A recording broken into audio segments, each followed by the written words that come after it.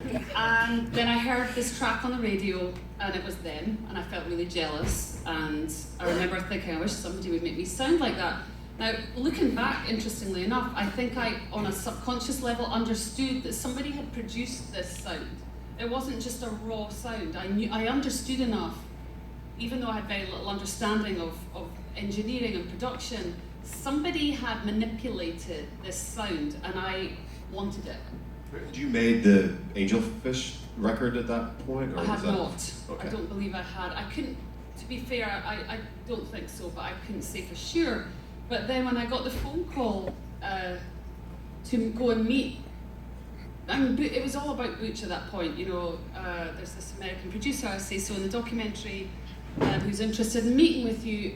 Ironically, as it turns out, Butch wasn't that interested in meeting me. It was the other two that was much more interested in meeting me. But Butch's name got me to the meeting. We hung out in the Landmark Hotel in London, and we immediately just got along. We liked the same kind of records. We were similar people. You know, you just that gut feeling when you meet people. You're like, yeah, these are my people. And we had a good meeting, and basically it was all on the basis of recording one song. And we said our goodbyes, and we all went our separate ways. And that very night, we heard the news that Kurt Cobain had committed suicide. And from that moment onwards, in some weird way, by default, we were connected, just by the fact that we had all been together literally an hour before we heard this awful news. And then I was on tour with my band Angelfish, and I got a call from Duke in the band, and he was like, would you come up to Madison on a day off and hang with us and maybe record something? And I went up to Madison. We hung out, we tried recording, it was utter disaster because, again, as I go back to this whole idea of like, I thought, I'm going to go to Madison, Wisconsin, I'm going to meet this world famous producer, it's going to be really together and happening. I get to Madison, I go to Steve Marker's house, and they're drinking beers, and I'm thinking, okay, this is a bit awkward. And they're like, yeah, we haven't really got anything. We're down in the basement, which was basically a man cave. And they were like, you know what, let's just run a microphone up the stairs, and you can stand, you know, in our living room, and we'll crank the door and just make up some shit. And I'm like, okay. Now, if you were a well-versed musician, that would have been intimidating. Fact was, I'd never written any music in my life. I'd never written a word. I had bullshitted them when I first met them, and they were like, you know, we want you to be an equal member of this band. I was like, no problem. Yeah, we want you to be involved in the writing. No problem. Nothing for a minute I'd actually get invited to record with them. So I get to Madison, I'm in Steve's house, they shut the door, they crank up the mic, and they play this music. And I'm like, I'm literally going, I mean, I'm not kidding when I say it was that bad. Do you still have the recording? Does that exist? Yeah, where is that recording? Where do you Please do it? God. We do have some of those that Shirley has forbade ever. Understand. It's just awful. I'm actually blushing right now. But anyway, the boys, God bless them, are so polite and cute. You know, they were like, that was great. Come on, let's go and get some beers. So we go to the bar, we hang out, we get really drunk, because you know the one thing Scots can do better than the Midwestern Wisconsinites, we can fucking drink. And we drank, and we of course loved each other. We got along so well, and so they invited me back, and the rest is history. And it was the greatest moment of my life. I mean, I'm so lucky. I have a friend here who knew me when I was just before I left for Madison, Wisconsin, and he can attest to the fact that I was just this sad loser that had no future whatsoever until I met Butch and the boys. So thank you, God, thank you, fate. Shirley's right, we did not know what we were doing in Garbage at the time, and it was super ghetto setup. We had just had this like ping pong table that we put up an ADAT, like an 8-track ADAT, and a couple speakers. It was next to Steve and Senzie's laundry machine down in the basement. And I think they had some cats or something. And she would go up and sing in the living room and whatever, had to deal with the animals there. But really a lot of the initial first day was we could not effing understand her accent. She would sing a little bit, we'd play a snippet of music, go, what do you think about this? I don't know what the fuck you want me to do. And she would say, as you just said, and we wouldn't even turn on the talkback. We would look at each other and go, what did she say? What did she say? And so there was clearly international incommunicado at that point. But to Shirley's credit, about 2 weeks later, you flew back to Scotland, and then you called up and said, I know what to do with some of these songs. And she flew back to Madison, and we still went into Steve's studio, and she sang Queer and Stupid Girl and like we're all done like in the super same ghetto setup, and they're the tracks that ended up on the record. So Wow. I was so intimidated, and I'm not just saying this because Danita's sitting beside me, but I was so intimidated because Butch would tell me stories of working with L7. I kid you not, probably through the entire duration of our first record, I was just like, in my head, you know how you have these internal dialogues, I was like, he thinks I suck. He just thinks I suck. I'm not as good as Danita. I don't sing as well. I'm not as cool as her. I'm not as provocative or rebellious or interesting as her. I mean, I'm not kidding. And so I think that's what's so incredible about this documentary is it highlights the fabric that musicians weave together, producers weave together, studios and so on, and that intent just builds this carpet on which we all sail. Yeah, and we had to follow Nirvana. Fuck. Okay. You and the whole world.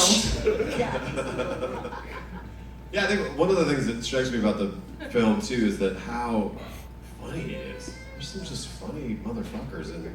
Well, that's Steve Marker. But I mean, I don't know, there's something about Wisconsin, the Wisconsin aesthetic of humor that comes through, and I think that's a testament to Wendy like cutting this thing together.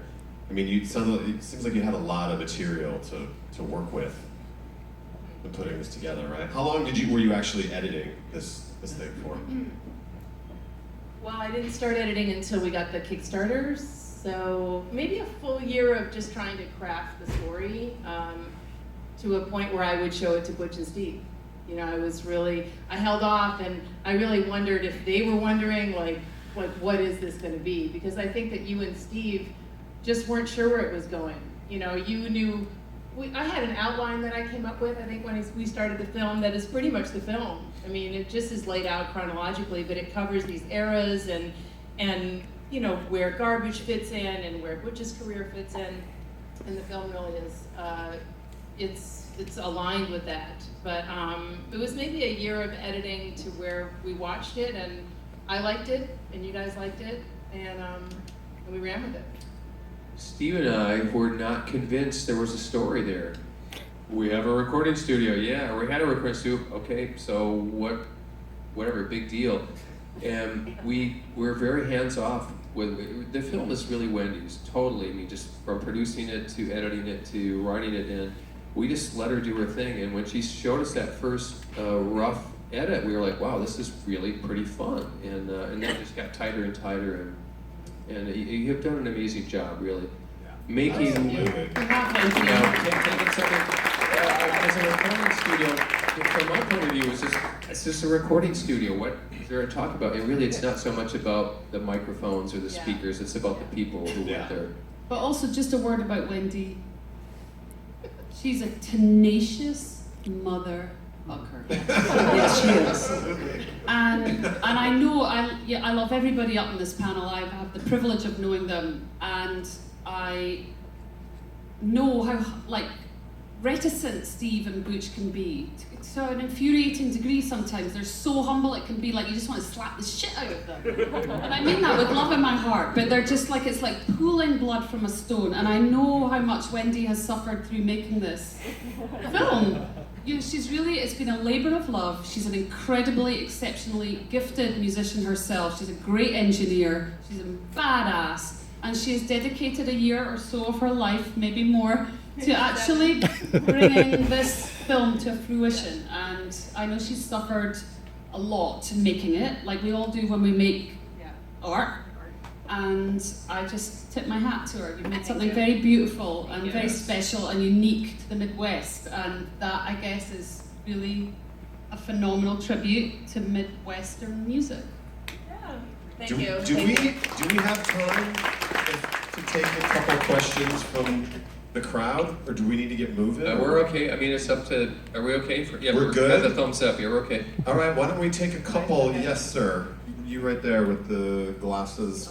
Wendy, did you know right away what kind of direction? Do you want to reach kind of a broad audience of people that didn't know a lot about the studio, or more like the hardcore fans that already knew a lot about the story? I think the challenge with the film is that I want to reach both. Yeah. You know, I feel like it's a real testament to independent art in the US and 30 years of history encapsulated in one film with a studio that is at the heart, you know, of that particular story, you know, that gave access to hundreds and hundreds of musicians over 3 decades, is important beyond smart studios, far beyond smart studios. And it's something that is very important to me personally and the artists that are part of my coven, part of my life.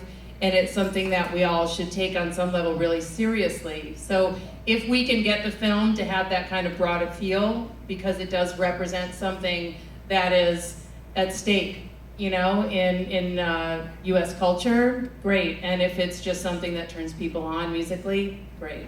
You know, we're trying to get it out there, right? You know, now starts sort of the launch of the film. Well, one thing that I noticed in watching it again here with an audience is how much the trajectory of the film seems like it's very smart studios. And what I mean by that is that there's even maybe more time devoted to this smaller local bands around Madison and around, you know, Chicago and that area. Like, you would think that the marketing move would be to, like, let's put more Nirvana in there and devote more time to Garbage and L7 and whatever. And I feel like I learned just as much about the Tar Babies. Yes. You know, who are fucking amazing, by the way. Go get some Tar Babies records. Yay.